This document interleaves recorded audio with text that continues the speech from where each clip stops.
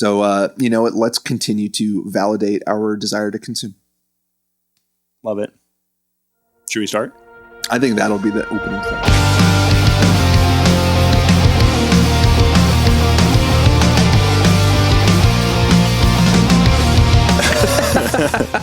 Stop.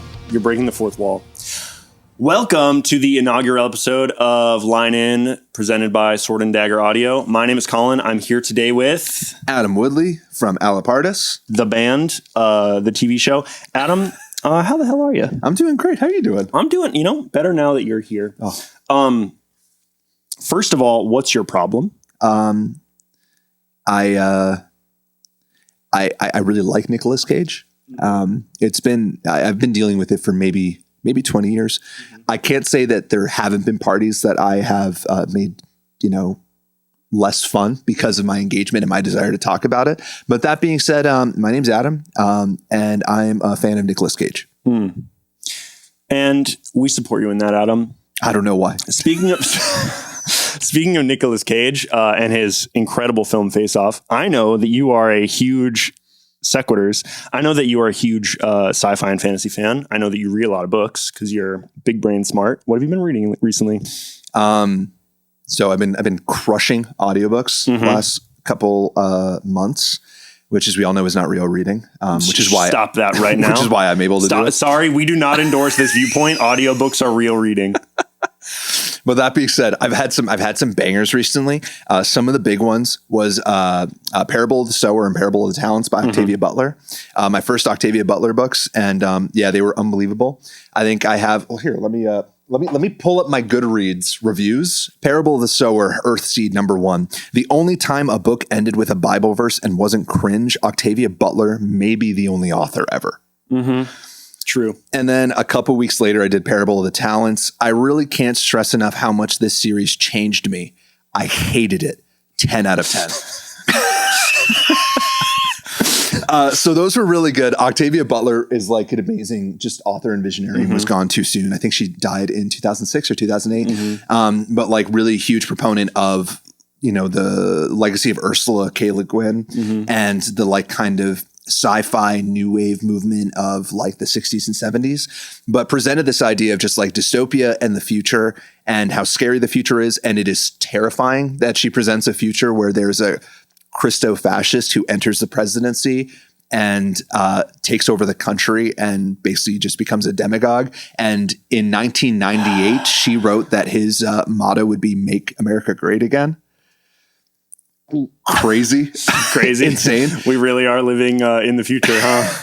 But also was really deeply vindicating in this concept that like even in a dystopian world, having some sort of hope for the future and desire for something beyond the current state of our world is important. And amongst this dystopia, this character basically invents a religion.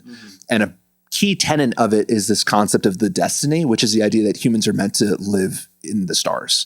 And the idea that even in dystopia, it's important to think about the possibility of human beings, like, going to other planets, going to other galaxies, exploring the universe. I think even I've become like disenchanted with the idea of like space exploration after a lifetime of enthusiasm because of how dark the world is right now.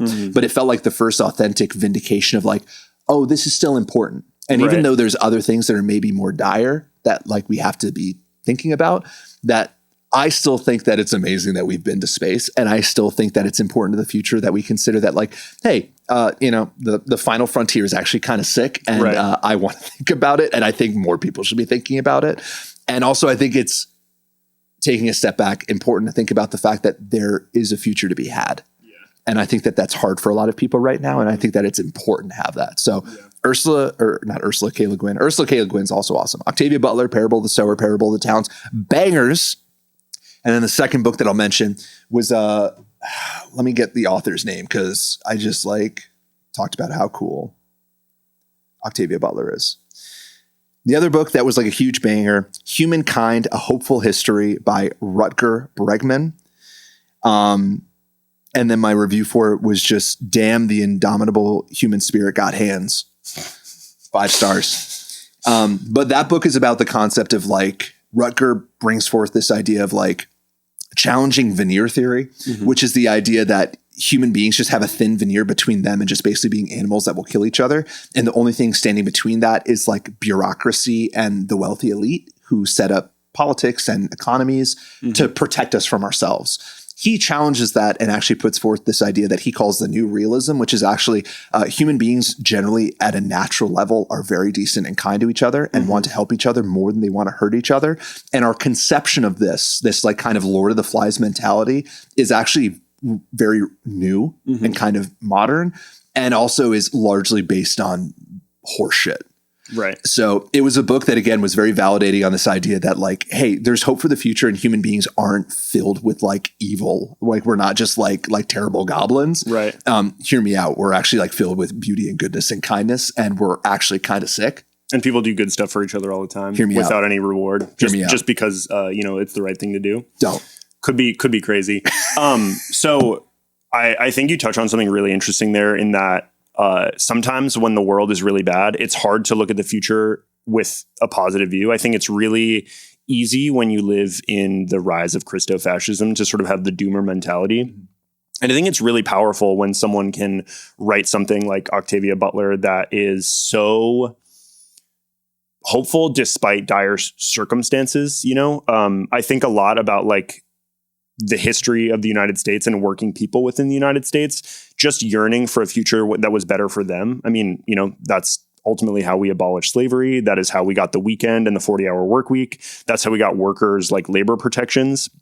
And I think that all of these concepts are things that in the modern era are really hard to find. I also noticed that in your new single Long Con, that sort of seems like one of the key tenets of that song, especially in a world where punk music is really focused, punk music has a history of being focused on politics, but typically in a really angry sort of like, I don't want to say entirely nihilistic way, but with a somewhat nihilistic air. Long Con, as well as some of your other songs, feel related to that, but also a little antithetical to that sort of like nihilism. It feels like there's a lot of hope in a lot of your music. Do you feel that way about your music, or is that like something that you actively try to include in your lyrics and writing? So I just finished this other book that was really interesting called Cultish. And there was a concept in it that was like really amazing, which is that we don't really have definitions for cults. Yeah. Cult is just kind of what we call things that we don't like in a culture, which I thought was really interesting. And in a long enough timeline, they just become religions. But what they talk about is like, if you want to kind of define the concept of cultish, which is the language of cults, what the author talks about, this may not be the exact phrase, but it's a thought eliminating cliche, which is the idea of what is something that you can put forth some concept that is meant to shut down your critical lens versus give you an opportunity to dig into it deeper. There is no hope. It's all cooked. There's no future. It's a thought eliminating cliche, in my opinion. Yeah. It's not a way to like kind of think or conceptualize or have a kind of like critical take on the world. It's a way not to have your brain work. It's a way to make sure that your brain doesn't have to work.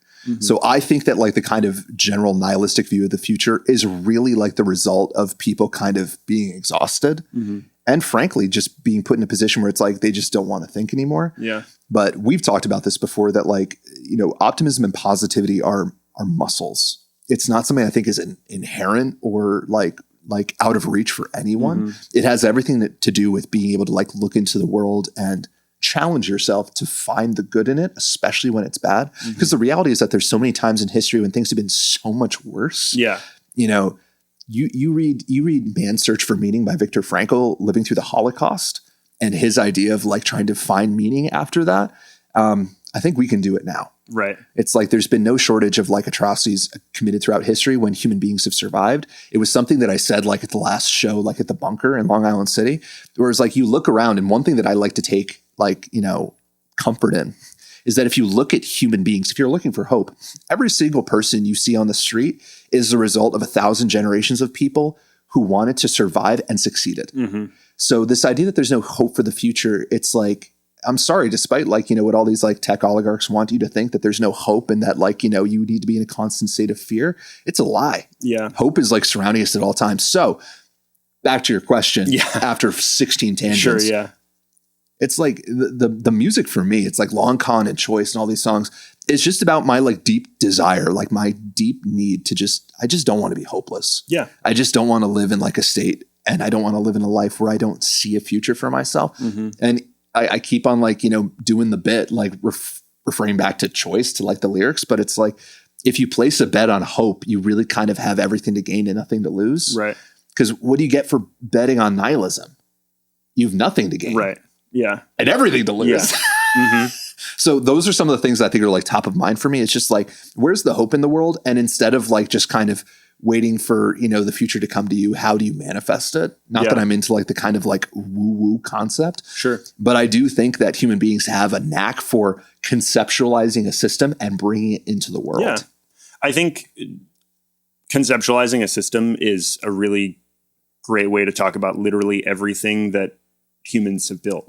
Like just the idea of a hospital, like a singular place where people go when they are sick, where there are people who have been trained to deal with those singular issues, sometimes incredibly specialized to just be like, I don't have a specific example of this, but like just the guy who just does like bone marrow, like that was at one point just a concept, just one person or a few people's ideas on how to best handle people who are unwell. And now it is like a, deeply flawed system in modern America, but a system that exists that, hundreds of years ago couldn't have even been conceived upon, and it was probably the first person who thought to invent a hospital was thought to be an idiot, because how could they gather so many doctors in one place, I also like, oh my God, it's like we're literally just talking about books. But I did another book recently called The House of Wisdom, which is about the golden age of Islam, and talks specifically about like, of course, like, in like, public school, talking about world history, what do we refer to as like the most important like mathematical and medical advances in history that occurred in Baghdad? We call them the Dark Ages. Yeah. It's like the one point when Europe really was just like everyone was living in caves, like thinking about like how good the Romans had it 1,000 years ago. Baghdad was just like releasing banger after banger. Yeah, they were like inventing mathematics. Yeah, like literally Arabic numerals that we still use today in a universal scale. Yeah. But what I wanted to touch on is the concept of like creativity is important. Yeah. And the idea of being able to imagine something that does not exist is really, really important. And I think we take for granted how many things that exist in our world that came from that. People don't think about accounting as particularly creative, but turns out it took creativity to invent the first Excel sheet. Right. Turns out we all take for granted public libraries. Yeah. Took a lot of creativity to be like, hey, everyone, regardless of their income, deserves access to all knowledge. Right. Crazy concepts that are actually deeply revolutionary that we just pass by and we're just like, oh, like, yeah, like, I don't need to go to the library. Yeah. I've got a Kindle. And to your point earlier, like, I think that in America, there is this idea of like individuality and how each person is this like remote island that doesn't have to touch anyone else if they don't want to. And I hate to reference a TikTok, but I saw this TikTok where this guy was, I think this guy was being interviewed on the street. And he was talking about individualism. And he was like, I didn't build that hospital. I didn't pave these roads. I didn't build the car that I drive to work every day. I didn't make the breakfast that I ate at the diner today. And sure, did a lot of those people or most of those people get compensated financially for doing those tasks? Yeah. But they also chose to wake up that day and do that thing that I could not have done on my own. And certainly a lot of them were underpaid or undervalued or were doing things just out of the kindness of their heart while making those things happen. And it was a really poignant way to sort of entirely disavow this like individualism concept to me. Like we as people cannot exist by ourselves. Like, or rather, if we do, our survival rate will be to 35, if that. And will die from like gangrene or something that's been cured for or treatable for hundreds of years. Yeah. Just the idea of like hyper individualism, or that like the true measure of human society is a bunch of individuals who didn't trust anyone else and did everything completely on their own. It's just like, it's a lie. And just to bring it back to the song is like, long con, it's like, I have literally the line that's like, if you tell a lie long enough, it comes to life. Yeah. You have all these people who are claiming to be like self-made people. It's just a joke. Right. And I think what the chorus is really trying to put forward is that like the measure of humanity is not like a bunch of individuals who, bucked tradition and went off on their own to completely reinvent culture. It was a bunch of people surviving together by trusting each other, building community, and having cooperation. That's really what makes us cool. Yeah. Like the reason why human beings are cool is because we work really well together. Right. And this idea that like, you know, the reason why we've thrived so much is because of like, you know, the abilities of just individuals to operate on individual levels. Frankly, I feel bad for people who feel that way because it is selling them short and it's making humanity so small. Right. Mm-hmm. Yeah. It's taking all of the actions of all the many hundreds of people that it took for us to get here and aligning them all with like one or two or a small handful of individuals when that's just like broadly not the case. Yeah. It's very clear from this conversation that you're really well read. I think that also really comes across in your lyrics. I know when we were first, like before we had the camera set up, we were talking about a few like references that you have in your lyrics, but I just want to sort of open the floor up to you. Do you have any favorite lyrics from Long Con? Is there anything that you've been dying to talk about or you feel like people have misinterpreted or just like don't understand? I mean, I love the lyrics of Long Con and I worked on them for a really long time. There's some songs that I write in like 5 minutes and there's some songs that take me like 2 years. Yeah. Choice was one of those songs that took like 2 years and Long Con took me like 2 years. But there's a lot of like, you know, clever lines that I'm really proud of that I really enjoy. But one line that I've realized is like kind of out of context, but I think is like, has a lot of like, there's a lot of richness in the detail is that the bridge is just a reference, you know, the whole song is like, you know, referencing like, you know, like covalent bonds in atoms. Yeah. And it's referencing like, you know, like just the idea of veneer theory and the idea of like, you know, this is the best that we'll ever have and nothing better is ever going to come along. But then the bridge is just talking about It's a Wonderful Life and George Bailey. Yeah. And the line is Bailey housing and loans can't say that we're on our own. And it's funny. I actually, it's a mistake. It should have been Bailey building and loans. Whatever. And I wrote it and I was just like, it's fine. Because, you know, it turns out the imperfections are what make the art. Also, Bailey housing and loans, I think, has a better rhyming scheme. Yeah. That you're allowed to be a songwriter, you know? You know what? I'm just like so good. I'm even good when I make mistakes. But the idea of like Bailey housing and loans, it's like two things. It's number one is it's just talking about, I mean, the story of It's a Wonderful Life, which I watched for the first time like 2 years ago. Yeah. And I was blown away by this movie where the whole like ending of it is just about this community of people looking after this person who's in a really dark place. This guy who has sacrificed everything for others. And then at the end of his life realizes that he doesn't have a lot to show for it. And then what we see at the end is like, he has everything to show for it. He has this entire community, this whole town that loves him and cares for him. And he was so busy looking after other people. He never realized how much love he had in his life. And at the end, it's like, I mean, it's this, so it's beautiful for that, just in that, like, you know, there's so much community that's in it. But the second level to it is that this is like a classic piece of American art that feels very deeply like Americana. It's this like classic black and white film from, I can't remember if it was the 30s or 40s, but that everyone watches across the political spectrum. I mean, it's woke. You have the most progressive and the most conservative people watching the same movie, and it feels little. You get to the end, I'm like, this is socialist propaganda. Right. This is literally a bunch of people being like, oh, this guy can't pay on his loans. What if we all gave him our money so he could? Yeah. Because he's a good person, we care about him. Right. It's funny that people with like, you know, a very kind of fiscally conservative mindset will watch that and be like, this is beautiful.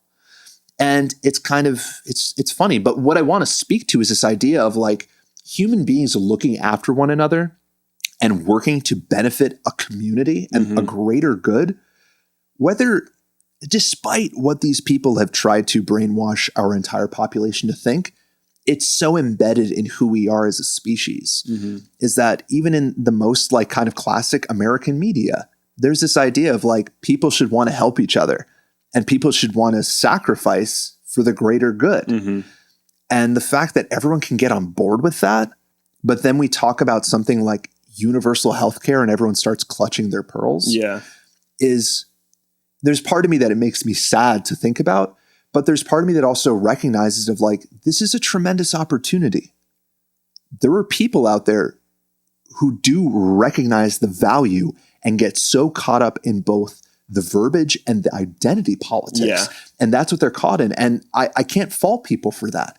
Because there's billion-dollar think tanks that are invested in taking these isolated communities and making them constantly afraid of forces that only seek to better their lives. Because those people, those think tanks, I mean, they can't let those people have community. Right. they're going to be a lot more difficult to exploit that way. Exactly. But anyway, I wanted to include that in the song because it speaks to two things. Just one is how wonderful it is to have a group of people come together to support an individual who has sacrificed and made sacrifices for his community. And the second thing is that, like it or not, American culture has a spirit of collectivism and community that can't be taken away. You can't remove it no matter how hard they try to. Yeah. And that's something I think is really beautiful. Yeah. So it seems like kind of an out of context line, but the more I talk about it, the more I'm like, oh, this is actually kind of the fulcrum of the song. Right. Which is that like, bro, like hope and compassion is who we are. Right. So we were just talking about long con and coalesce, and you made reference to sometimes it takes you like 15 minutes to write a song. Sometimes it'll take you 2 years.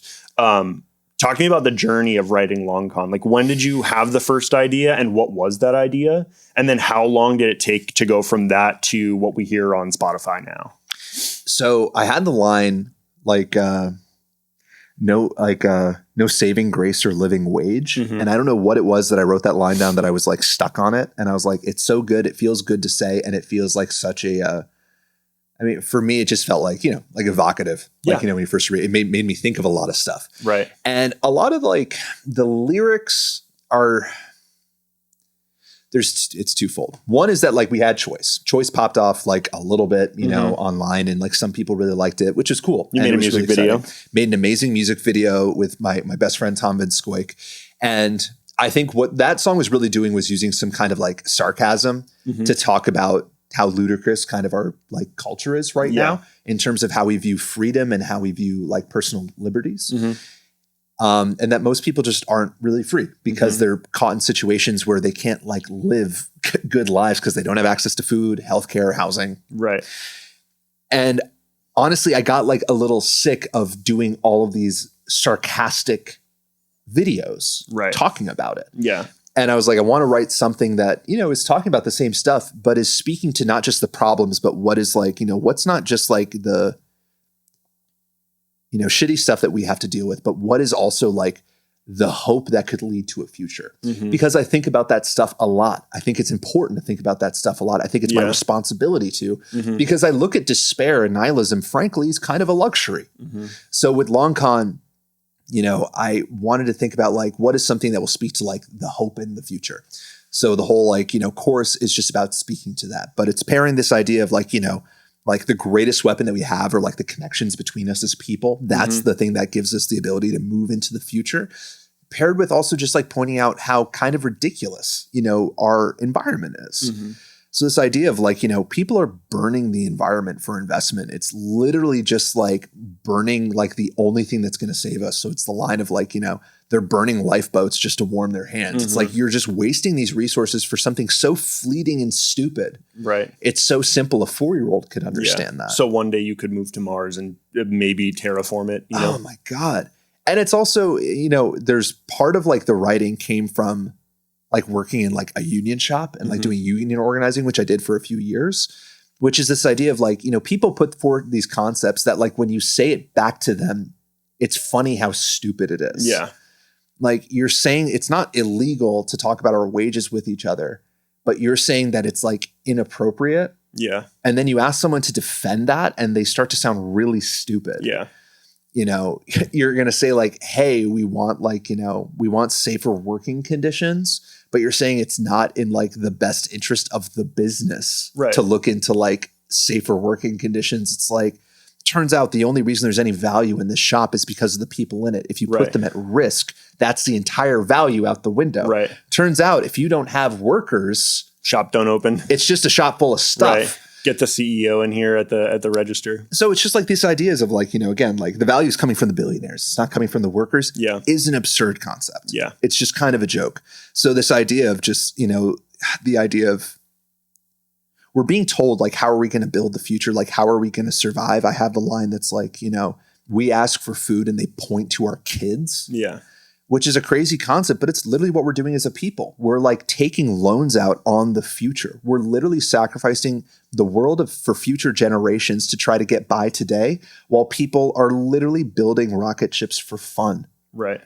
Also, I just take personal offense to the idea of people building rocket ships for fun and not for like the general benefit of humanity. Right. The fact that we're defunding NASA right now and that there are probes like in the Oort like asteroid belt that are just getting abandoned is like so personally offensive. The fact that there's just like decades of people's work that are getting thrown in the trash because it's not seen as profitable is crazy to me. So just this idea of like we're literally like burning the future to try to keep ourselves warm in the present when we don't have to.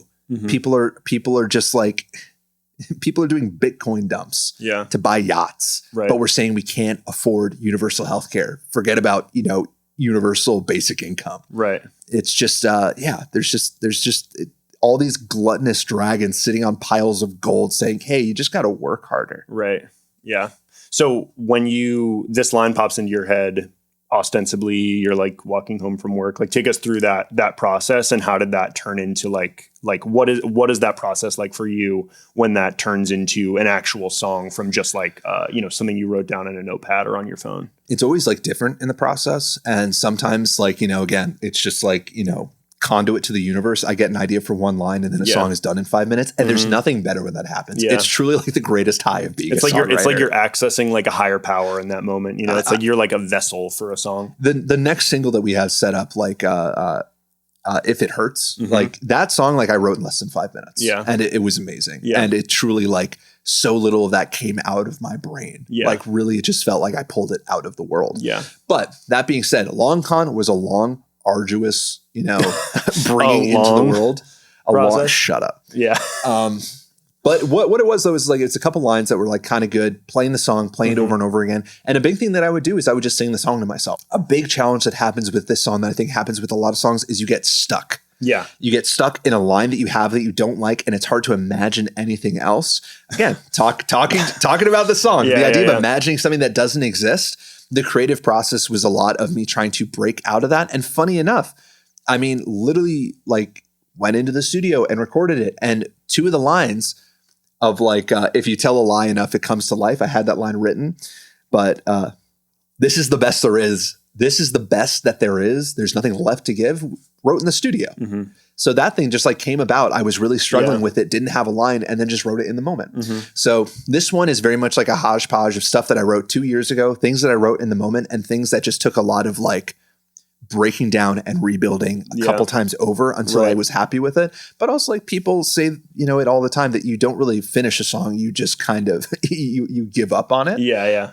Which is actually a beautiful thing. Yeah. The idea that like there really is no song that's ever perfect, and that's important to recognize that. Yeah. And the longer you're chasing that perfection, the more like kind of suffering you add to your life. There's a lot of like, there's a lot to be gained by letting go. Right. But no, Long Con though was a hodgepodge of a lot of processes, and there wasn't anything like standard about it. There never is with my writing, besides me just like coming up with a random idea on the way to work and recording it in a voice memo, and the rest is up to Jesus. Yeah. I think one of the most important pieces of advice that I got from, artists broadly online is kill your babies.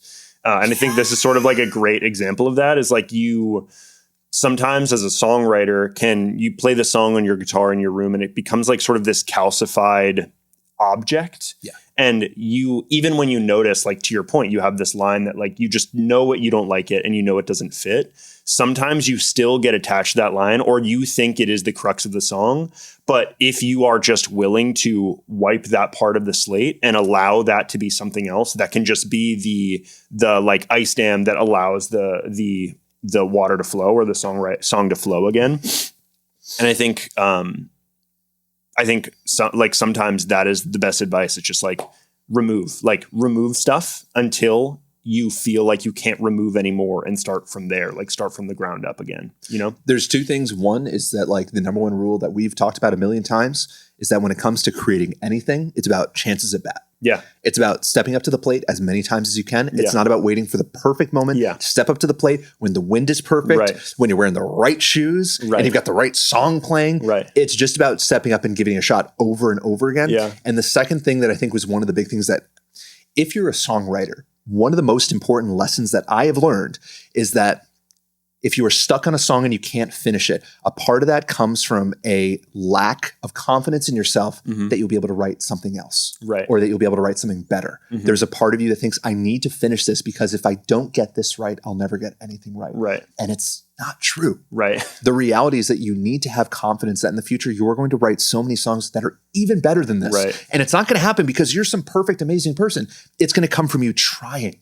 Right. It comes from just the attempt. It's the process of just going back at it and taking another swing. That's what makes incredible songs. Yeah. There's no person out there that is just like made magically to do this perfectly. Like 99% of the time, it just comes from people just doing it time after time, coming back and giving it a shot. Yeah. So just it takes a little bit of faith in yourself that it's like, hey, even if this song isn't perfect, I'm going to do my best and then I'm going to try again and again and again. And I think it was Ernest Hemingway who said that you need to write 90 pages of trash to get that one page that's perfect. Right. Yeah.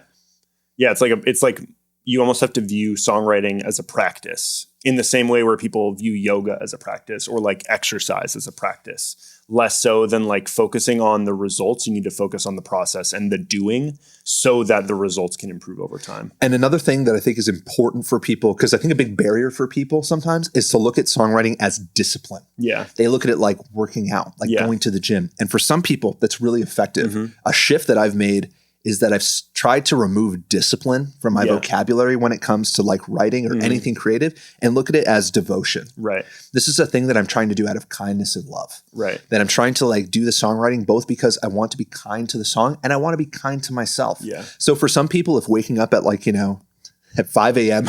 and making your bed right away and doing the workout and then sitting down and writing a song, if that's not like really your vibe, don't look at it as discipline. Look at it as devotion, as you being devoted to this craft that you enjoy. Right. That ultimately, if you can't have it come from a place of love, it's really difficult to sustain. So find the parts of the art that generates love and joy in your heart and build out from there. And that's the only way that I feel that there's any kind of success that matters. Right. Yeah. You said it best. There's nothing to add. I will add, though, you and I have talked about this, but if you, who's listening, if there's anyone out there, check out Ursula K Le Guin's writing schedule. It is so funny, but also I think speaks to this fact is like she didn't approach writing with discipline in the classical sense of like, to your point, waking up at 4 o'clock in the morning and going to the gym and, using the exact same typewriter every day at 5:30 in the morning after she's eaten her like perfect protein shake. It was like, yeah, I do some like kind of silly stuff and maybe I start writing around 11 a.m., but every day I write starting around 11 a.m. and by the time 2 o'clock hits, I'm done. Okay. And I think more of if you want to be explicit. May I? Yeah. All right. So just like Ursula K Le Guin, maybe one of the most important authors of the 20th century. Let's look over what her daily schedule was. 5:30 a.m. Wake up, lie there, and think. Amen. 6:15 a.m. 45 minutes later, get up and eat breakfast, in parentheses, lots. Nice. 7:15, get to work writing. 3 times. Noon, mind you, that is 5 hours later, lunch. 1 to 3, reading, music. Important that there's some sort of engagement in doing things for herself in the middle there. 3 to 5, correspondence, maybe some house cleaning. 5 to 8, make dinner and eat it. And then after 8 p.m., I tend to be very stupid and we won't talk about this. I would argue that tending to be stupid and not talking about it might be the most important part of that schedule. Dumb thing, but like it's something that like I haven't actually tried yet, but I want to try. But last time I have a childhood friend, Nic Cage, who's a very talented tattoo artist out in Seattle, who actually designed the Allapartus Space Cadet logo back in the day. She told me how she started doing phone Sabbaths. Yeah. Where she does a day where she just doesn't have her phone. That's tight. And she just tells all of her friends and family, like, like, hey, like you can call me, but that's all I'm doing. I'm not going to be on social media. I'm not going to be texting people. I'm just going to be spending time. So, reading, listening to music like Ursula and doing things that are stupid and not talking about it. Yeah. Hear me out. Stupidity and silliness and whimsy. Tell like a little whimsy. Do not bring up whimsy in the studio with me. Don't even bring up whimsy maxing in the studio. Speaking of whimsy, I was at one of your shows, which I wouldn't necessarily, whimsy was not necessarily the word that I would use to describe it, though that maybe is part of it. Very fun, I will say. I've seen your band play. a number of times, homies with everyone in the band, I would say at this point. I've gone to a lot of shows in New York, as have you. And I think in the same manner where there is this idea of doomerism with people broadly about the world because of politics, I think bands also have a doomer mentality about music and the success of their music. And that leads a lot of bands to put less effort into their live show because they feel like, oh, no one's going to come, no one's going to care. And they've sort of already subconsciously accepted the fact that no number is going to get bigger because of their music. And so they put less effort into their live show and they're sort of less fun to watch. And this is something that I noticed, like sort of subconsciously noticed over years of going to see shows around the city, years of seeing tons of different bands at tons of different venues. And then I went to a string of shows at the end of last year, and it started with an Allapartus show, actually, where it was so fun and electric to watch you guys play on stage, where I was like, wait a second, is watching live music like actually fun? Do I actually enjoy this? You know? And I went to a number of other shows within like a month or two where I sort of had the same experience where I was like, wow, people can care about this and it's like really fun to watch. And we don't all have to have this like tongue in cheek, like, you know, I don't really care, like nihilistic attitude when we get on stage. Anyway, I wanted to bring this up because you've clearly put a lot of thought and effort into your live show, even if it isn't some like huge production with like pyrotechnics, like just you four on stage are so fun to watch and so engaging. I just wanted like, how did that come about? Why did that happen for you as a band? And is that like something you've intentionally done? I mean, I just don't ever want to pretend that it's not literally a performance. Yeah. It's like kind of a joke nowadays where it's like, it's very much kind of like a derogatory thing to be like performative. Yeah. And I think that there's nothing worse than someone who gets up on a stage and then is pretending like they don't want to be there. Right. You spent weeks like messaging bookers and venues and getting other bands to play. And you're going to show up on stage like, yeah, it's like I wrote some songs, like whatever. It's like fine. Like I'm feeling kind of sick. It's like, I'm sorry if it's kind of bad. It's like, why are you putting in all this work just to pretend like you don't give a shit? Frankly, it's like, it's one of the big things that really woke me up, especially like later in my life. Yeah. When I compare to like being a teenager and being like a kid, where it's like the most important thing in the world is that you don't care too much. Yeah. Because then it's not cool. That sucks. I hate that so much. Yeah. And it's like, so I mean, you just think about like, you know, what's it called? Philip Seymour Hoffman's character in Almost Famous. It's just, it's just an industry of cool. Yeah. Like when you take like the passion and the artistry out of it, it's just about looking cool. Yeah. And truly like, it's so fucking lame. Yeah. It's so lame. It is so lame. The idea to put in all this work and pretend like you don't care is so sad. Right. And the most freeing thing is that like, you know, I play a show and someone goes like, yeah, man, like you guys are kind of tryhards. It's kind of cringe. I can't even feel anything other than pity. Yeah. Like when I was a kid, that might have hurt so bad, but I look at it now and I'm like, more than anything, I'm like, I feel so bad that you are still in this place. Right. Where you feel that like you can't, and number one is that like that person said that to me because someone said that to them. Right. And I feel also empathy and compassion for that person because they got excited about something and someone made them feel stupid about it. Yeah. And they didn't recover. When we play shows with Allapartus, I want everyone to know I care deeply about this. Mm-hmm. This isn't just a bit. I'm not just doing this just for fun. Fun is a huge part, but it's because I care about what I'm saying. Mm-hmm. So when I'm on stage, like I want people to feel something. There's like, you know, some like major kind of like, you know, pillars of Allapartus, but one of the biggest ones is like connection. When I'm playing a show, what I'm really thinking of is, what do I want the audience to feel? And when I'm thinking about that, I'm not thinking about like, oh, I want people to like me. I'm thinking about when I have gone to shows and felt something like I feel stirred by something that I witnessed. Right. All I want to do is try to give that feeling that I have been given to others. Yeah. So this idea of like, when we play live, like I want it to be a spectacle. I want it to be a performance. I want it to come across as we're trying to actually say something. Right. I want people to look at us and there to be no doubt that we care. Right.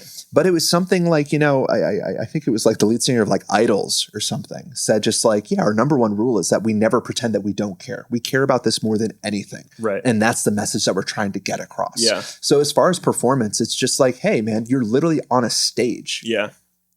Stop pretending that you're not. Right. and that you didn't work very hard to get there. So yeah, it's just about like trying to get as much as we can out of the performance, and that there's nothing better than leaving feeling like I had nothing left to give. Yeah. I'm personally a firm believer in like raising ticket prices for local bands. I hate going to a show and the door price is only $10 because I know how much labor goes into putting on those shows, and I know how many people are involved in the whole process. However, after seeing one of your shows, I went to one of these $10 shows, and a band sort of couched their whole performance in that the singer was sick and they didn't really have as much time to rehearse, and like they like sort of had all these excuses before they had even played a note.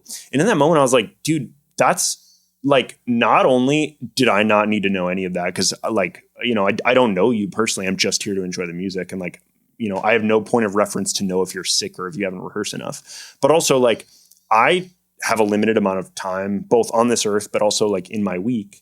And you have just told me that the time that I took to go to this show and pay the, in my opinion, meager fee, but still the $10 to go see this show that I didn't spend going to a different show or just putting into my bank account for a rainy day.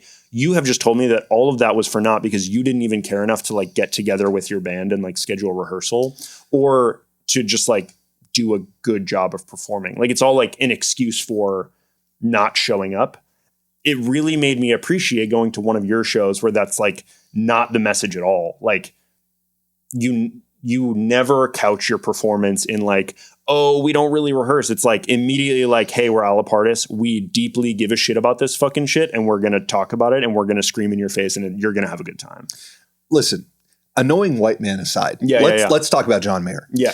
But another thing that he said that like once really stuck with me is just that like, yeah, like you going out and the first thing you're saying is like, I'm sorry, I'm a little sick. I apologize in advance.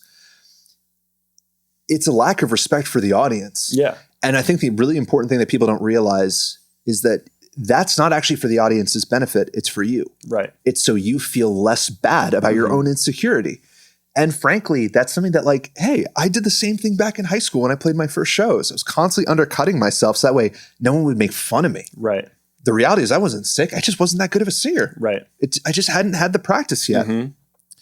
But having the courage to be like, you know, I'm going to do this performance in spite of my own insecurities and do the best for this audience because they paid to be here is important. So having that kind of respect both for yourself and for the people who showed up to watch your performance is vital. Yeah. And also forget about vital. Like it's challenging, but it's also like better for your heart, I think, to not just constantly be undercutting and underselling yourself. Right. You put in the work. Right. Even if it's not the best, and every artist knows like their stuff could be better. Like that's a hard thing to deal with, is knowing that you've got good taste, but you don't quite have the ability to get to that point yet. But just remember that it's like, you know, never sell your effort short. Yeah. Never sell, you know, short, like how much work you've put into this. And every time like someone undercuts their work, like on stage, that's all I can think of is like, again, it's just like coming from a place of compassion. It's just like, bro, you deserve better than this. Right. You deserve better than to undercut yourself like this. And the thing is that 9 times out of 10, if you are sick, if you don't say anything about it, no one is going to notice. I think about this all the time.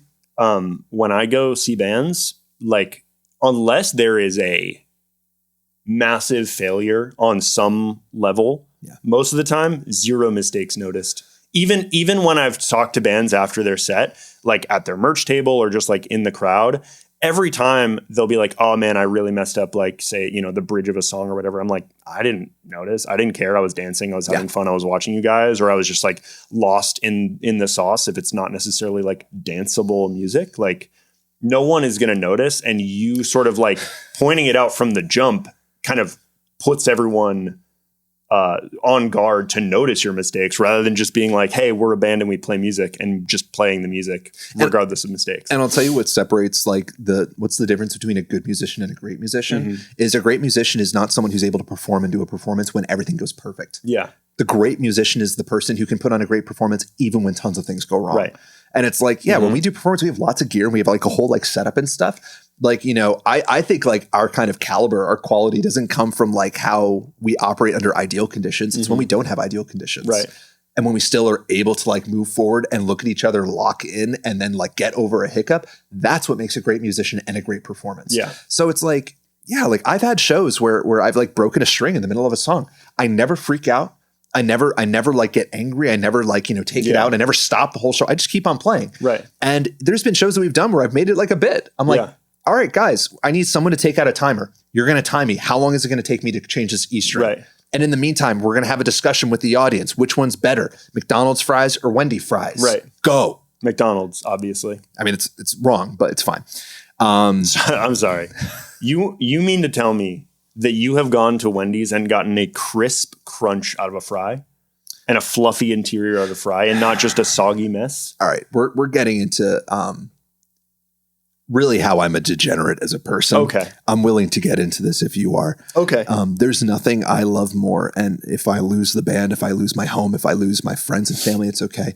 There's few things I love more than a kind of soggy fry that is just above room temperature. That is so vile.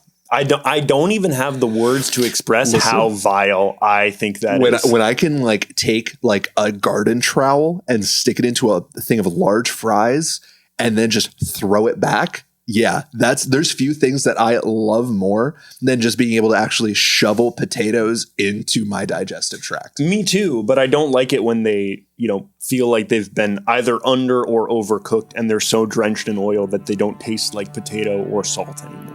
Hey, brother, that's your problem, not mine. All right. The Line In podcast is sponsored by Sword and Dagger Audio here in Brooklyn, New York. We offer recording, mixing, and mastering services. We are a one-stop shop for musicians of all shapes and sizes. So whether you've been writing music your whole life or you're just starting out in your songwriting journey, we can find the sound that's right for you here at Sword and Dagger Audio. Hit us up at any of the links in the description below. Line In podcast, Sword and Dagger Audio. Peace and love. So you were just talking about playing shows as a teenager. Were you in a different band as a teenager? Was it Allapartus? Or I guess in other words, like how did Allapartus come to be and how did you get to the point where you're at now? Yeah, I started playing music when I was like 13 and just like would play with friends and stuff. Where at, by the way? It was in Ossining, New York, which I was born in Peekskill, raised in Ossining. So I was in the Hudson Valley in Westchester County my whole life until I like went to college and then moved out. But yeah, I started playing music when I was like 13. I was really lucky that like my public school had a general music class where you could learn guitar. Yeah. And at 13, like even to this day, I look back and like the age of 13 is maybe one of the best years of my life because I started learning guitar. I became compulsive with it. I started to learn how to write consistently. And all the practices that I think led to the life and like some of the best like artistic achievements I ever had, like started at that age. But played with friends at school, like learned how to play covers, understood how to play like, power chords. What was your favorite cover with your band? Or what was your number one cover with your band when you were in high school? Oh, I mean, we didn't have a lot of covers. I think we had one cover, but I'm trying to think of like what was like songs that like I played a lot. Yeah. My band personally, we played that one song by The Fray. It's called Cable Car, but there's another name for it. Yeah. It's Where Did I Go Wrong? No, that's How to Save a Life. But Over My Head. Yeah, Over My Head. Yes, yeah. That's a banger of a song. Yeah. There's some Fray covers in Allapartus' future, I think. Unfortunately, you've been warned. You've been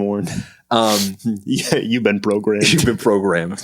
Honestly, I'm thinking about it now and it's like, I'm actually still playing the little like riffs that I played when I was like 13. Yeah. And two of the ones that come to mind that I still play obsessively, the intro for Concerning Hobbits from The Fellowship of the Ring. Yeah, duh. By Howard Shore. You didn't even need to tell me that and I would know that. I don't think I can't remember if it's the same composer, but also the theme from Last of the Mohicans, the film. with Daniel Day-Lewis. But it's a fiddle tune and it's actually like such a ripper. And when I play it on guitar, I'm like I'm transported into literally still like the Hudson Valley, right? Because that's where it takes place. Anyway, but no, going back though, it's like learned how to play guitar at 13, had my first band at like 16. And they were called August in Between. Yeah, that's not bad. Until August Burns Red came out, that was you were sold on August. 10 years prior. Yeah. But no, it was a friend of mine who I met at school who was a bassist and then found out that he actually had a friend who was a drummer, and shout out Mike and Kenny, my boys. But we practiced like every Saturday for like, a year or two. It was great. It was like a really amazing time in my life. And we got like we booked one of those Battle of the Band shows. Nice. Within they love those in the Hudson Valley, and they love those in Westchester. Oh, it's man. crazy. Like that time, they were really making bank off of those. Yeah. Those kids, them kids selling tickets. They were just like this. Pay to play was crazy. But my first show ever was at Santos Party House on Lafayette Street in Manhattan. Mm-hmm. And I was 16. I was 6'4", and there was maybe 6 feet and 6 inches of clearance on that stage. Nice. And I'll never forget the first song, doing like a jump with the first chord and like cracking my neck on the ceiling. But yeah, played with them for like a few years, just like in high school, and it was great. And then once I went off to college, that's when Allapartus happened. Yeah.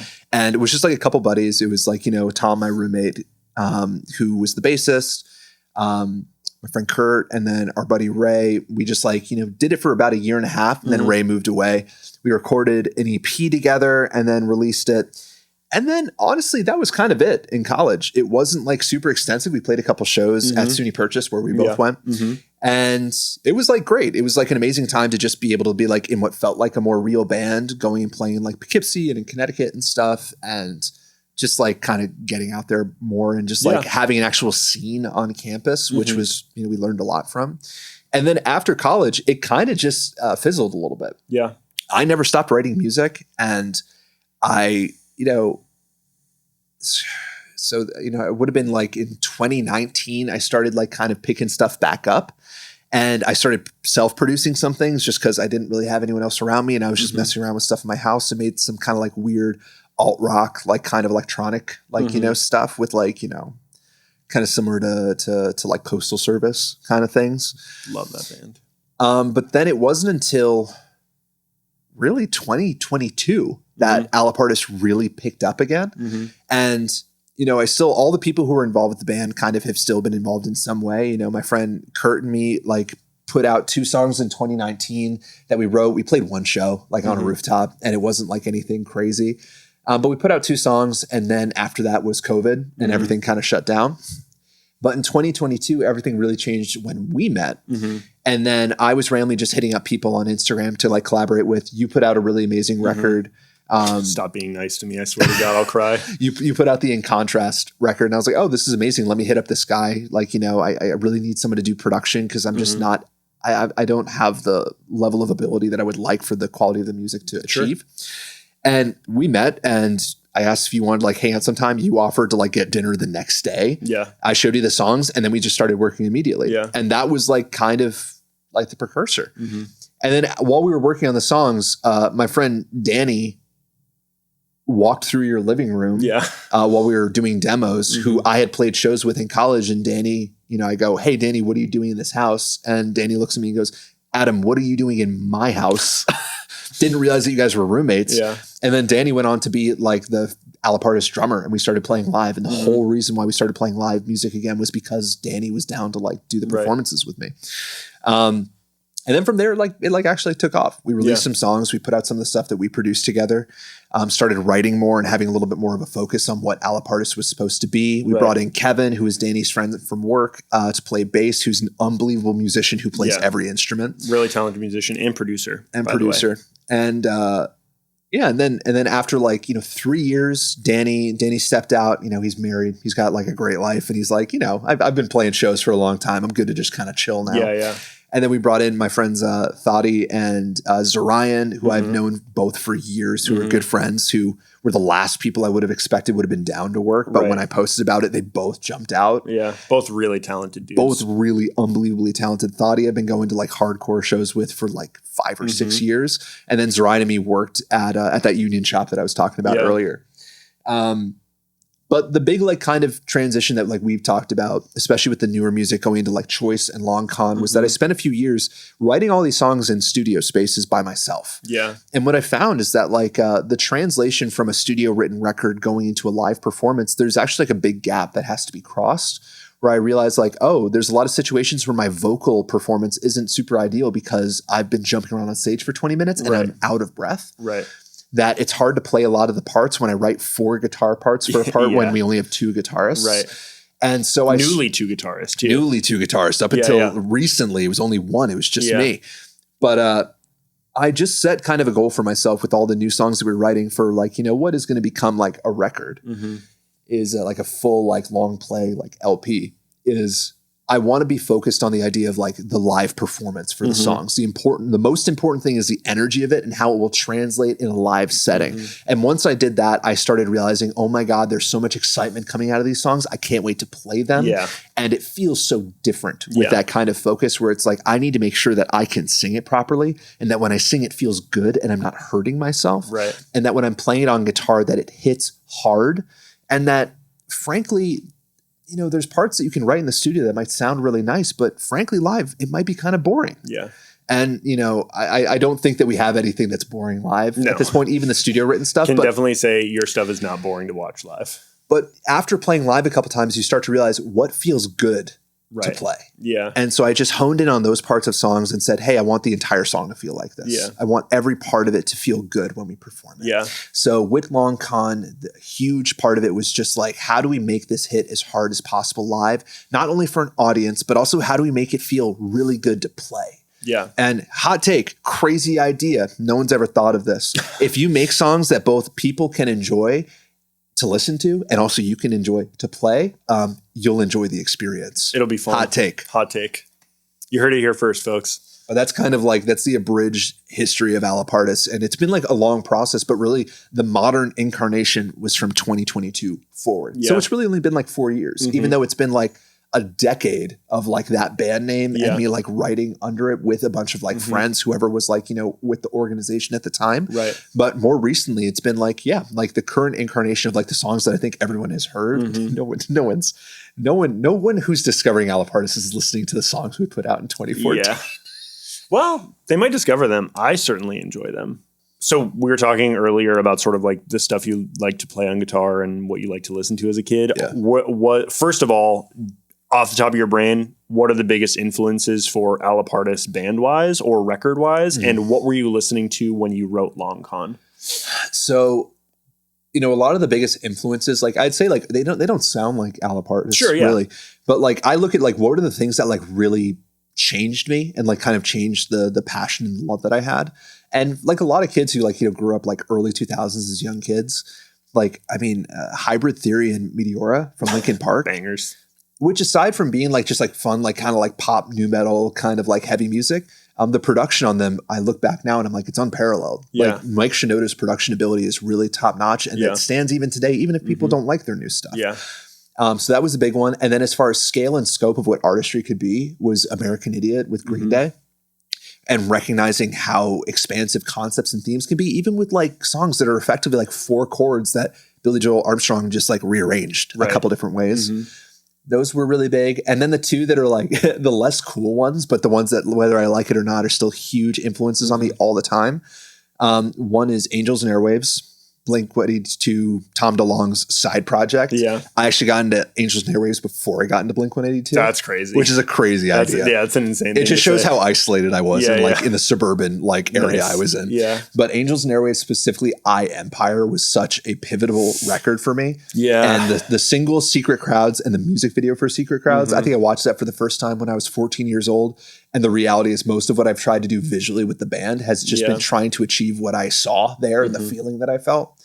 And then the last like really big one from those more like pivotal, like kind of like, early years was 30 Seconds to Mars. Yeah. And Beautiful Lie and This Is War, which, it's hard. It's a hard pill to swallow. It's tough being an old Jared Leto fan when new Jared Leto is the way that he is. The biggest thing that gets in the way of me loving like old Jared Leto is new Jared Leto. Yeah, I know. Although I think there's something to be said about old Jared Leto. But regardless of him, the music was very influential to me. And the big thing that they both 30 Seconds to Mars and Angels and Airwaves achieved was twofold. One was how cinematic in scope that the music could sound and feel. And the second was also like the way that you can integrate iconography and the idea of art with music was also really important.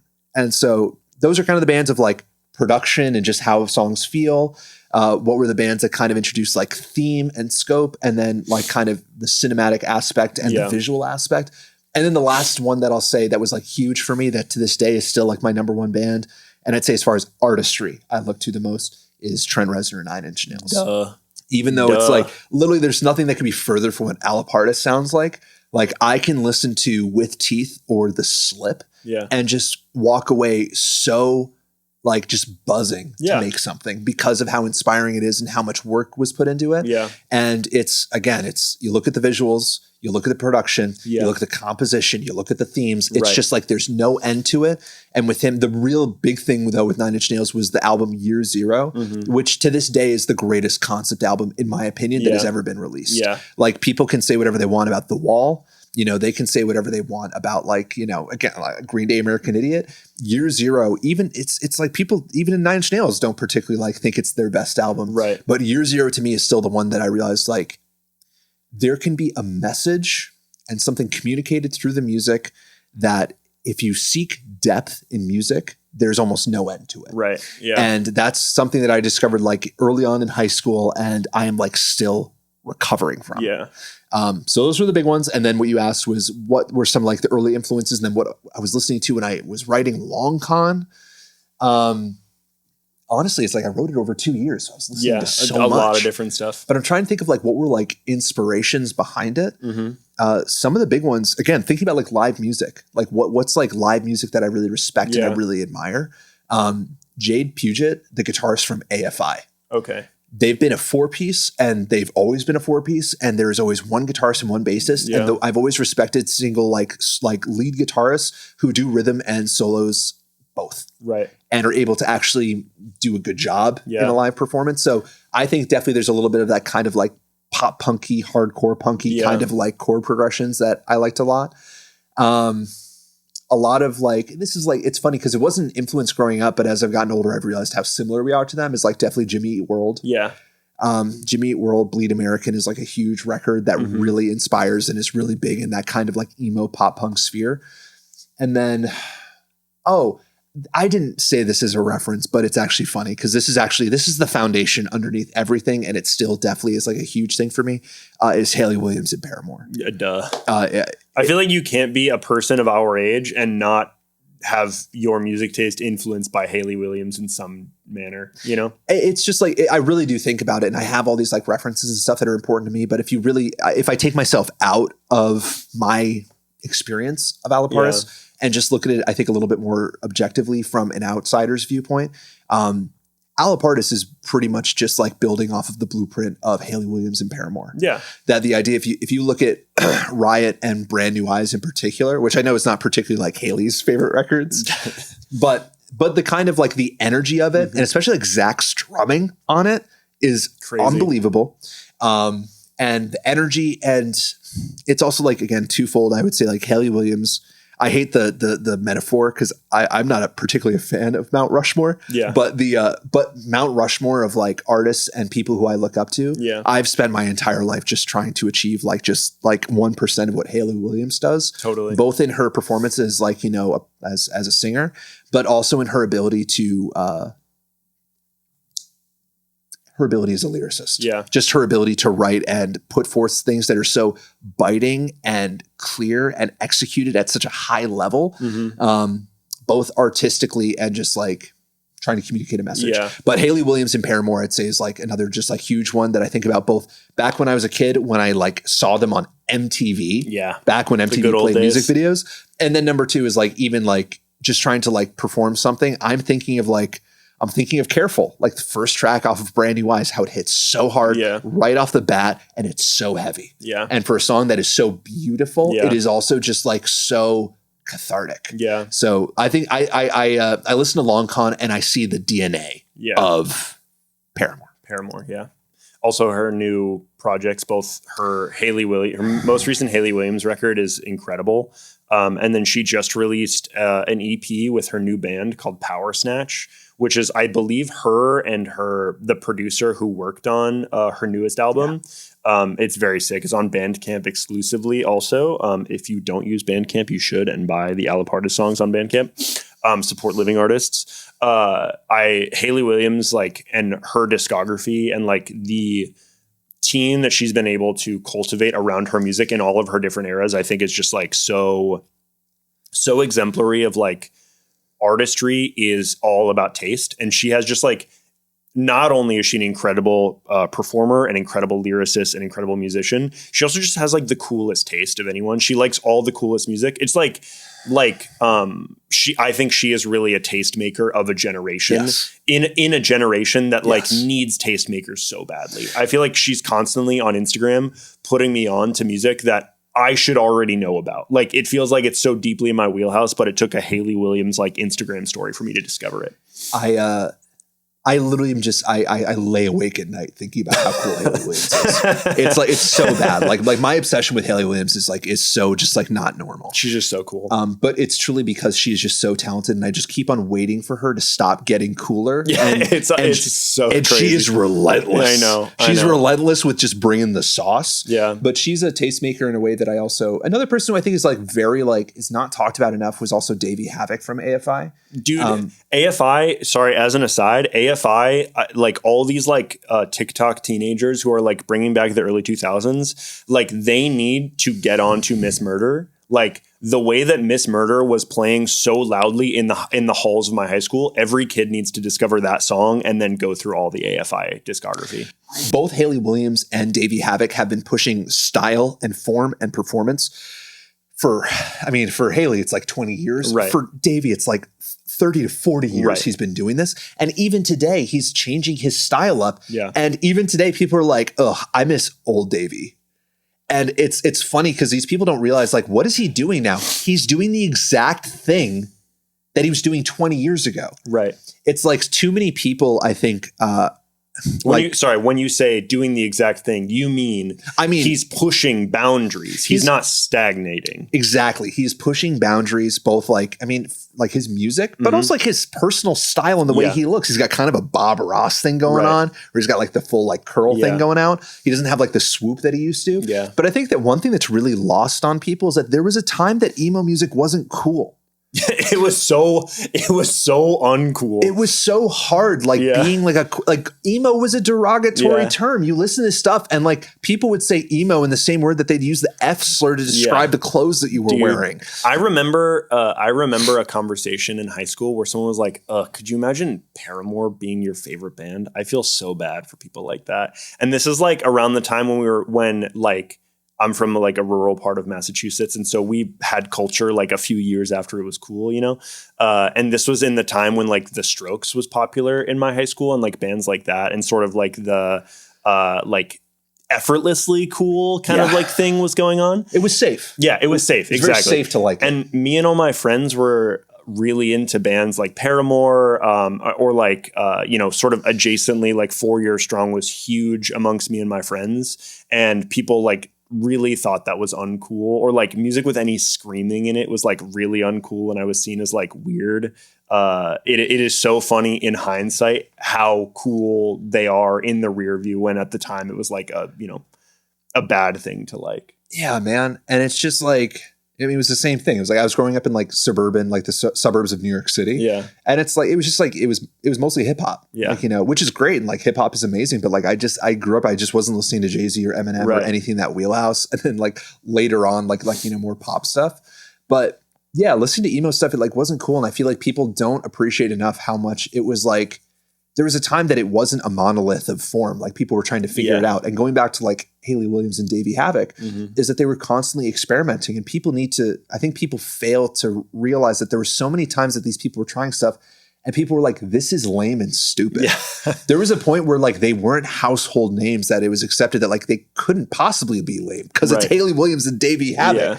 But people don't appreciate that. It's like so much of being an artist is trying things and people making fun of you for it. Yeah. And turns out that like being an artist isn't avoiding that. It's going through it. Right. The only way that you get through it is doing things, frankly, that some people are going to think are embarrassing. Yeah. But Hayley Williams and Davey Havok both had a huge effect on me, particularly like, not just their style as musicians, but also their style as like people. And like Lily, just like their swag and their sauce. But Hayley Williams, Davey Havok, like absolutely unbelievable. And every time I hear any slander towards either of them, I'm like, you're a clown. You don't understand. And you forgot where you came from. You're a clown.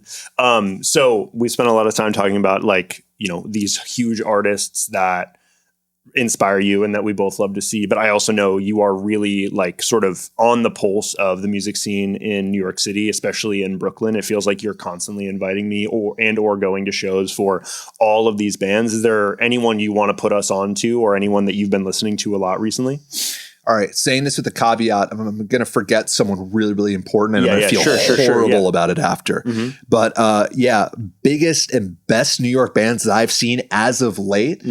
Big one just saw last week, Strawberry Blonde. Strawberry Blonde is so good. Strawberry Blonde is like a fun band. It's like great, like cool, like indie music. You see them in a live performance, and I was honestly like staggered by how good it is. Strawberry Blonde, unbelievable band, really beautiful and very talented musicianship. They have a new record coming out, I think later this year. It's gonna bang. Strawberry Blonde coming out someday. And then on top of that, who are some other big ones that we have? Career Day, as far as like going into like kind of the pop punk world of also like being really focused on politics, particularly like Desmond, the lead singer from Career Day, is an unbelievable person, unbelievable community person, dude who really also has his like pulse on just kind of like politics in the world and stuff, and really weaves it into his music that I have found very deeply inspiring. And I saw them like a couple weeks ago, and same thing, just so much energy, so much love, very much inspiring for me as an artist of like, this is how I want people to feel. How I am feeling as an audience member, that's exactly what I want to do at my shows for other people. But Career Day is like just fun pop punk music that is just such a banger, and they got a great tagline where it's like pop punk for the end times, which I thought was pretty good. So they're great. And then a band that we've been like hanging out with a lot, Dweller. Incredible post-hardcore kind of like shoegaze music that's just unbelievably heavy. And I found them randomly like in some like, like flyer, and I was like, oh, let me check out this band. I saw them live. And the kind of like throwback to old school like Thrice and Seosin kind of like post-hardcore. Oh man, the Seosin record with the spider on it. It was so good. It was a Beetle. Get your shit straight. Oh, sorry. Excuse me. You can take my OG card away now. Apologize to Cove Reber, wherever he is. But no, Dweller is like very sick, very, very heavy. And whenever they put on a live performance, their transitions, which something I try to utilize a lot in Allapartus, of very delicate, soft, kind of like quiet moments, and how it goes from that to just like a landslide of sound and motion. Those dudes just have a knack for just like kind of just building a tapestry of sound with their live performance that every time I go, I've seen them like 6 or 7 times. They're one of those bands that it was almost embarrassing where I was like, I'm afraid that these guys are going to think I'm a stalker. Because I'll throw a bunch of shows on my calendar, and if I'm free, I'll just go to whatever's on my calendar. And there was like 6 separate times that I was just like, oh, it's a Dweller show. Oh, it's another Dweller show. And I was like, oh God, I've gone to like the last 5 Dweller shows. It is kind of funny when you're like a big fan of a local band, because they are just like regular people. There was there's this band called Brother Moses, and they are in Brooklyn, and I think they're still active, but I saw them a couple times when I was living in New Jersey, and I like recognized a couple of them on the street at different times. And I was like, this is so weird. I know you're just like regular guys and like this doesn't happen, but like I do know who you are, and I did listen to your record, and I do know all the lyrics to all of your songs. And I feel weird. I don't know if you feel weird, but I feel weird in this interaction, but I just need you to know that I love your music. It's always like kind of like an awkward thing, but I always have to remind myself like these are just literally people doing the same thing that I am. And the first time I went to go see Dweller, I went and introduced myself to a bunch of the band members like right off the bat. And it's like a year later after that, the Long Con music video that we put out was directed by Juan, who is Dweller's lead singer. Who's also an unbelievable like artist and like director talent. But so Strawberry Blonde, Career Day, Dweller, all bangers. Some other folks that were really, really cool that I've seen recently. If you're into like really noisy, crazy stuff, Mercy is my friend Matt's like solo band. And if you like noisy, crazy stuff, he's an unbelievable talent, and his live performance is sick. We played a show with him way back in the day. It was like total chaos, and it was a lot of fun. And we played with Mercy and Coin, who's another cool noise artist. And then what are some other like really cool ones that I like? Also like, not New York City, but just speaking about like New York in general, which is like a huge, very rich, like kind of tapestry of a scene. Inner Love out of Long Island. Dude, that band bangs. Absolute banger. And then, the Drum Unk. Drum Unk, just absolutely just like Inner Love's drummer plays the drums the way that most people play baseball. 2 hands, and one of the cymbals is just, and it's like, it's unbelievable to watch. That is so true. That is another band where like, I think In Contrast played a show with them one time. Yes, I was at that show. Yeah, and I have seen them a number of times. One, because Joe, who plays guitar in that band, is like kind of a homie of mine, also a really talented producer who worked on the Strawberry Blonde record. Yes. And they have played with you and like a number of other friends of mine. That is another band where like I have listened to some of their songs and like their first EP like so much where I know all the words, and I am like the only person in the audience who like knows the deep cuts that weren't singles, and I know all the words, and I am sort of like a little self-conscious of that, but I do love that band so much. What's funny is the thing that you're self-conscious about is low-key a flex to everyone else. Yeah. I'm like, this dude loves music. I hear me out. But yeah, so they're good. And then like some other like just like quick ones like Fruit Dog, amazing like emo rock that's super heavy, and Christian who like just like is in my neighborhood is just like the man. Really cool like heavy music. And then up in Buffalo, Gatto Black, who we played a show in December. Talking about like AFI, that show like was great audience, like lots of energy. Gatto Black goes on, the whole crowd just starts killing each other. Yeah. Because there was so much energy in the room. Nice. And like I got lower back problems. I've had to do physical therapy. I came out of Mosh retirement for a hot sec because the music brought that dog out of me. But it's funny that a band named after a cat brought that dog out of me, but they did. Arf, arf. Yeah, they really brought that arf out of me, but Gatto Black is also really, really cool. And then last one, which again, it's like you talk about like New York, you got to talk about Jersey because you got to talk about Jersey. It doesn't matter how much like we like to talk trash on Jersey. It's ultimately they're that's our brother, that's our sister, that's our homie. Yeah. Lying Season, which our drummer Thaddy, it's his other band, but Lying Season's an incredible kind of like noisy shoegaze rock band that every time I see them, particularly like Eric, their lead singer, does a lot of electronic stuff that like when you see it live, it's just like it's such a spectacle. Yeah. So Strawberry Bond, Dweller, Career Day, Fruit Dog, Gatto Black, Mercy, and Lying Season. Incredible. Damn. I love 7 New York. bands he just put you on to. Tri-state area. Unbelievable. Yeah, Tri-state. Yeah, the New York, I will say the New York Tri-State goes incredibly hard. I feel like if I can get on my soapbox for a second, I was in a conversation like sometime last year where we were just talking about like the loss of artistry with the internet and how like art now, like films and music and TV just like isn't as good.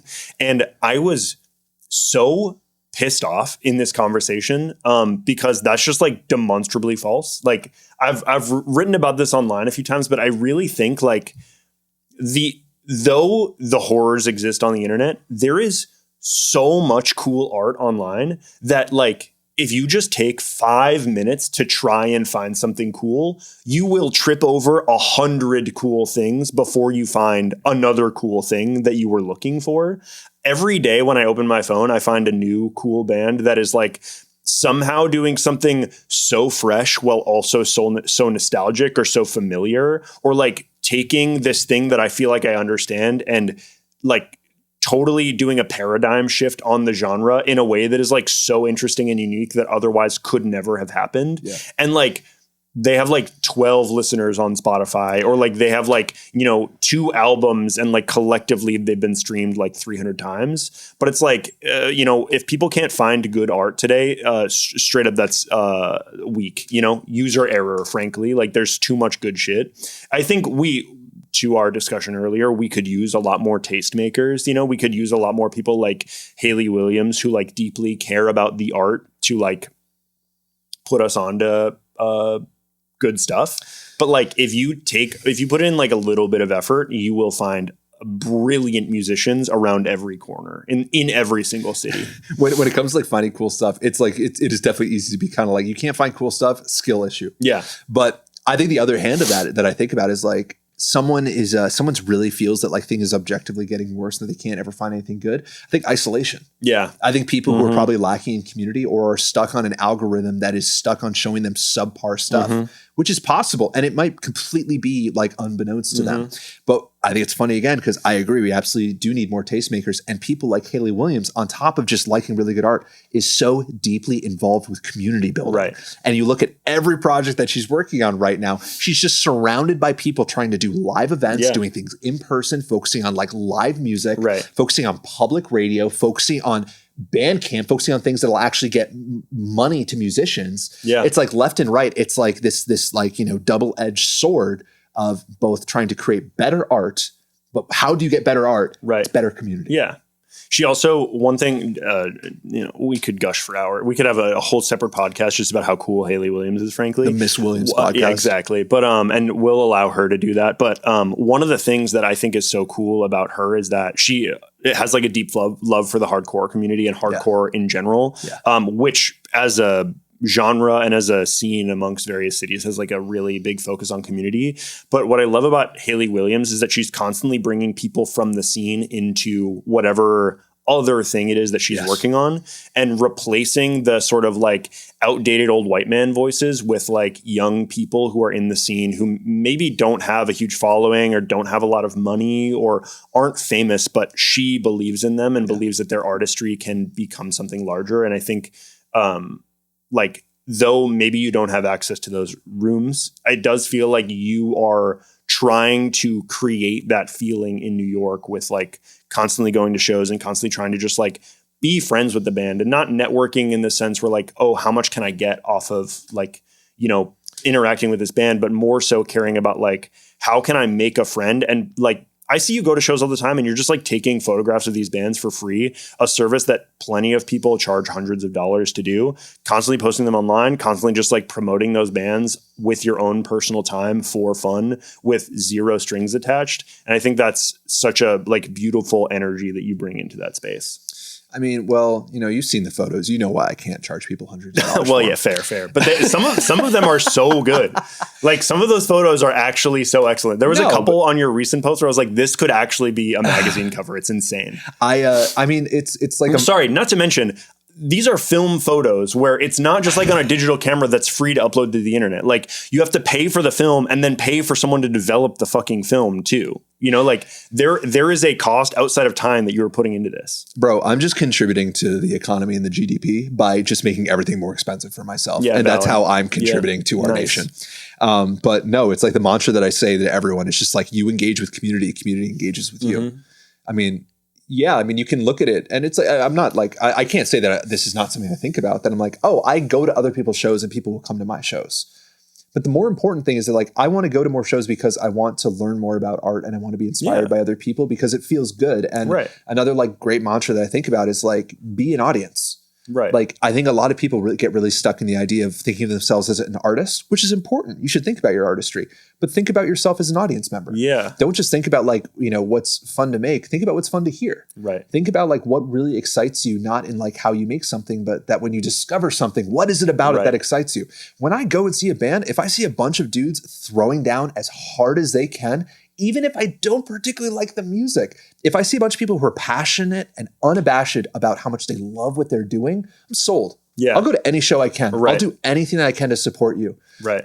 On the other hand, I go to a show where it's a bunch of people pretending like they don't care and that they're above all of this. There's no quicker way I'm going to write off a group of individuals than be like, you think that you're more important than everything else that's happening here, which is sad. Yeah, it is sad. But going to shows and stuff, it's like the most important thing is just like, it's realizing that the real kind of success is process, which is like, a cliche, but it's true.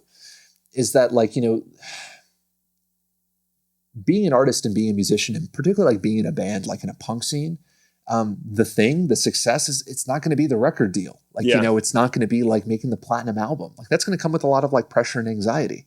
Like really the end that we're looking for is like, how do we feel good in the present and how do we enjoy what we're doing? Right. And I'll tell you that like the best nights that I can feel personally are when I go to a show, see a bunch of really inspiring bands, feel really good, take a bunch of cool photos and meet a bunch of people and hang out with a bunch of people who I love and respect. Right. Turns out like, if you really want to build a good life, feel good about your life right now. Yeah. There's not something in the future I'm trying to get to. Like this night, this moment with these people that I'm being present with right now, that is it. Another like thing that I constantly am like kind of like gauging my life by like, am I living a good life or not? Is if I get hit by a bus tomorrow, am I going to be mad at myself about what I did today? Right. And it's like other night, like you, me and Danny, we went and saw Strawberry Blonde. Right. We saw Tiger Wood, incredible band. Great band. Another band that I should have shouted out. Yeah. Tiger Wood is so unbelievably good. hung out, we got dinner, we went to the show, saw a bunch of people that we knew, was really inspired by the music, took a bunch of photos, and then went home that night just buzzing. Yeah.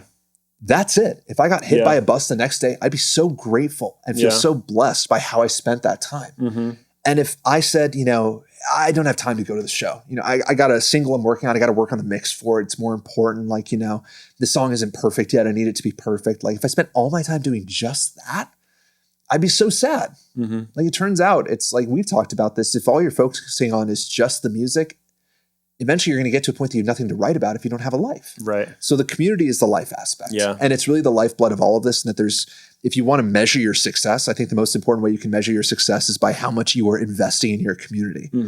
And also like, take photos of people, like make zines for shows, like do things with no expectation of getting anything back out of it.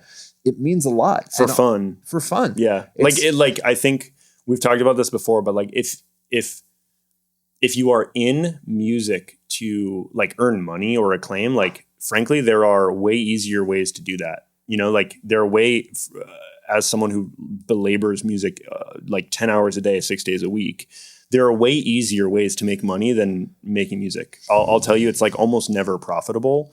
But I think you say it best, like the greatest weapon left to find is hidden in the ties that bind, you know, like bars. My boy's got bars over here. But I really think like you hit the nail on the head that like the only, and this goes back to the nihilism that is that the 40-minute timer?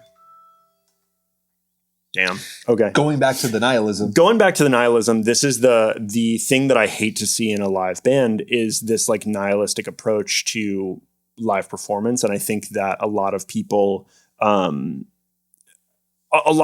seeing that for what it is, like just sort of a privilege to not care, and that it's actually totally uncool to not care. And I love seeing you care so much. Hear me out. Like if you're a band and you want to play live and you feel like, you know, that no one is making cool shows anymore, that there's no community where you are, that there's nothing really going on. If you want to ask yourself why that's happening, look at what you are doing. Yeah. If you want there to be a cool show, make the show cool. Think about what you find exciting. You know, if there's no community, think about like what you're doing to kind of like build community. But if all you can think about for what makes a show cool is that 1 million people show up, I'd say maybe you're focusing on the wrong things. Bars. Really quick before we close it out today, I want to ask some rapid fire questions. I'm going to list off a random thing and you're going to tell me if it's Allapartus core or not. Okay. And you can give an explanation, but probably yes or no is a good way to do. Okay. Bodega sandwich. Allapartus core, very focused on community and delicious. Okay. Bodega sandwich with ketchup. Allapartus core, not my preference. I'm not a huge ketchup fan. Again, I'm a degenerate, but I'm going to say still Allapartus core. Okay. Diet soda. You know, that's also like very much like a preference. I'm going to say it could be Allapartus core because, you know, it's nice and some people really enjoy it. And it's scientific advancement. Also could not be Allapartus core because I've heard bad things about diet soda, but I'd say that that's not actually backed in any real science, just on hearsay. So you know what? Actually, we're going to go Allapartus core. Cool. Diet soda, Allapartus core. You heard it here first. SpongeBob, Allapartus core. Very community oriented, very much stuck in the id, always instinctual, always positive and looking for the better in people. Also finding deep passion and love in the things that he does. And taking pride in his work because there's what is it? There's honor and nobility in labor. So then Allapartus core. Allapartus core. Cool. So then you would say Squidward is Squidward's not Allapartus core, but I do very much empathize with and deeply align with the negativity sometimes. Clarinet, hear me out. Squidward, not Allapartus core. Squidward playing the clarinet. Allapartus core. He's invited up on stage. The Toyota Prius. Not Allapartus core. Largely performative. Can be cool and efficient and can be good as a car. I'll tell you what though, having to spend $40,000 right now in the car market for a used Prius, where you have to spend an absurd amount of money just to be better for the environment. Not Allapartus core. Not exploitative. Allapartus core. Okay, valid. And Epiphone 335. Allapartus core. Everything Epiphone is Allapartus core because Epiphone is the guitar for the proletariat. Valid. The old street lamps when they were yellow before they transitioned to LEDs. Allapartus core, kind of nostalgic, kind of dreamlike, very beautiful. Also big fan of like Soviet bloc, like kind of, I think it was like mercury based lamps where it's kind of like silvery blue. Yeah. Kind of, not LED. It was glowy like the old orange ones. Yeah. But orange street lamps makes me think about me and my friends like skateboarding around my hometown and breaking into like abandoned warehouses. Very Allapartus core. Okay. When you find a package in like a food package in your pocket of jeans that you just put on and there's like a little bit of crumbs on the bottom and you are thinking about eating them or not. First question, do you eat the crumbs? Second question, is that Allapartus core? I'd say the spirited debate behind it, Allapartus core. That being said, eating literal trash crumbs out of your pocket, I can't say that that's Allapartus core, but I do respect the grind. Okay, great. Final one. Brooklyn, New York, Allapartus core? Brooklyn is deeply Allapartus, and I'd say New York City in general. There's nothing more Allapartus. When I think about New York, I think about the ability of a diverse group of people, some of the most diverse neighborhoods in the world, living together, finding community, finding a way to survive. When I look at New York, all I see is a future that is possible. Adam, before we close it out for today, do you have anything you want to plug? What are you working on? Tell the people where they can find you. Yeah. LongCon, it's out. It's cool. It's great. We have a music video for it directed by my homie Juan from Dweller. Really, really cool. You can check it out on YouTube. And our songs and all of our music is everywhere. Anywhere you want to stream it, that's where it's going to be. So check it out. Check us out on Instagram. Check us out on TikTok. I do a lot of silly stuff on TikTok. Very silly. That I'm embarrassed to do anywhere else. So if you really want the good stuff, go to TikTok for the good. For the lore. But yeah, so got that. And then all the links and stuff will be in the fucking... I'll have all the links to the music video, everywhere they can find your music, your Bandcamp, because we love supporting living musicians, and anything else you'd like to link below. Yeah. And a shout out Hope. Shout out the indomitable human spirit.